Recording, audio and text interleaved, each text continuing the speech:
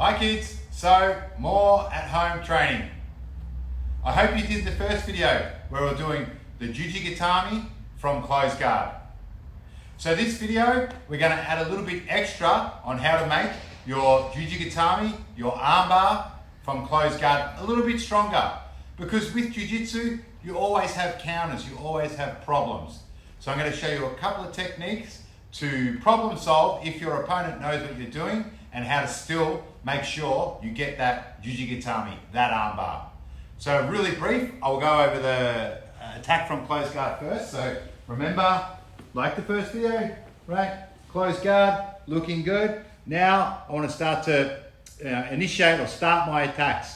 So I need to get my opponent's or Ruby's arm somewhere to the center of my body. Yeah, always first.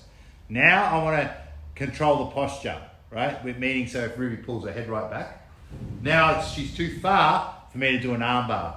So you can use, because we've got the gear on, you can do a collar grip. So if Ruby tries to pull back now, it's very difficult.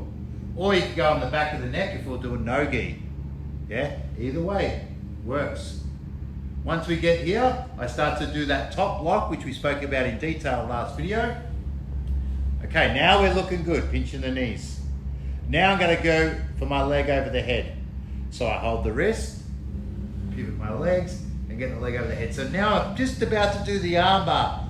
Now what commonly happens here, your partner drives your knees to your face and stacks you up, this, and you feel stuck underneath here. And what Ruby can do now is pull her arm, elbow out.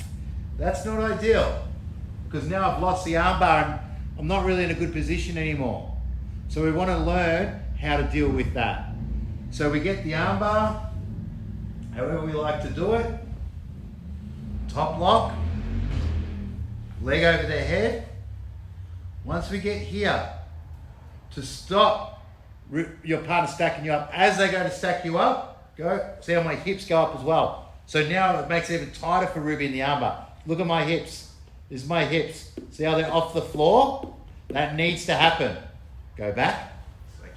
So if I'm here, and look at now my hips on the floor, so this is wrong, this is incorrect. Ruby drives my knees to my face, I'm like, oh, and then she can rip her arm out, boom. And now I'm in a pretty bad spot. Even Ruby can take advantage and go behind me and put me in a really bad place. So you really don't want to make this mistake. So if your partner's stacking you up, your hips go up towards the roof, okay? So once again, we're there.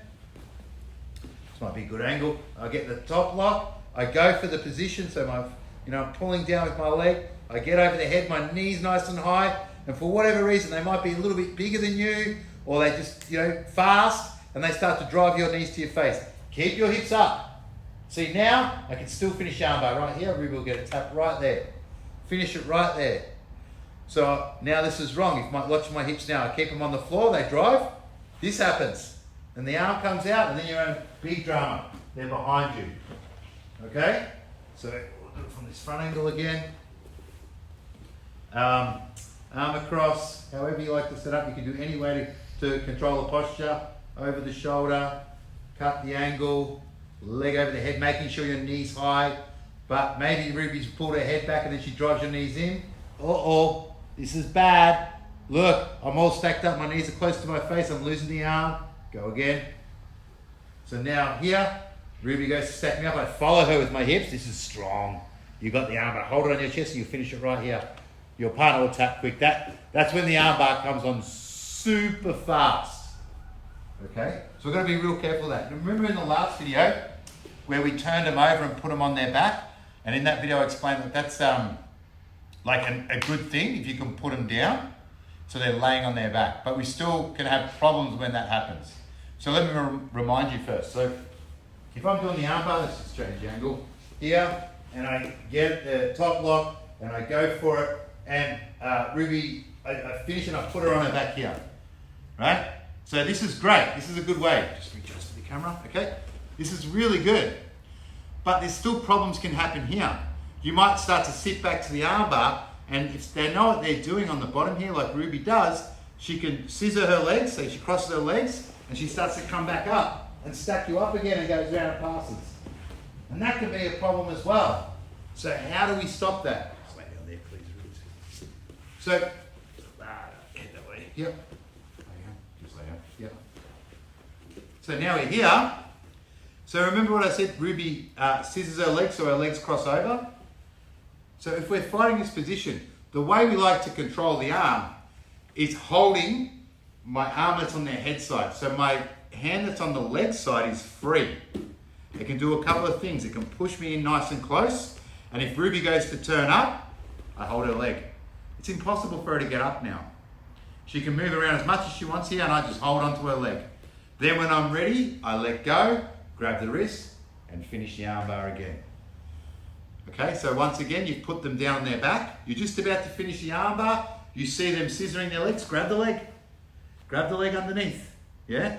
Hold that leg.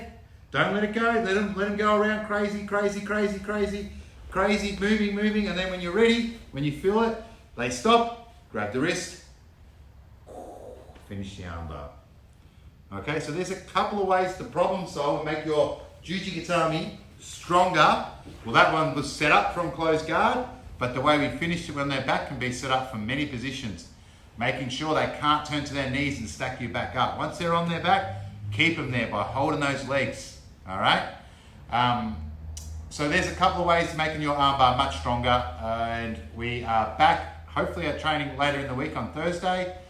Please make sure you've watched the first video before you watch this one.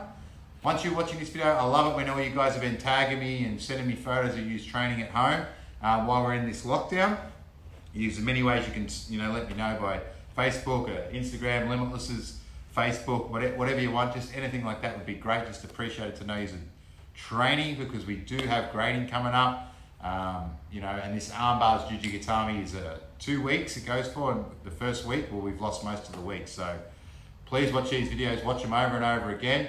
And I strongly suggest once you've watched these videos, go back on the YouTube channel, find one of the fitness videos for your age group and do that as well. Because we've got to keep training. We've got to keep normality, to this up and down, locked up, loud out and stuff. So keep training. I'll see you on the mat on Thursday, hopefully. Thanks.